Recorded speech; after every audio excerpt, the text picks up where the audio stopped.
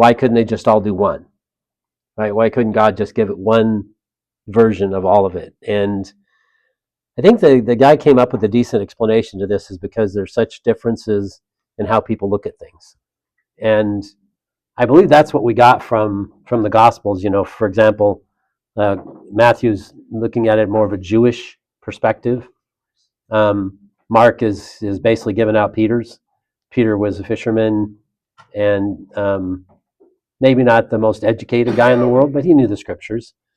And his change from the guy that we saw in the Gospels to the point where he was writing, letting Mark do his, but also a couple letters where Peter really started entertaining and not entertaining, but portraying the gospel message. And then we get to Luke, and Luke's a Gentile of all things, writing in the Hebrew Bible, and getting out his gospel to maybe the world, but also to people from the Jewish culture that was a Gentile. That was odd, but it worked because God was behind it, right?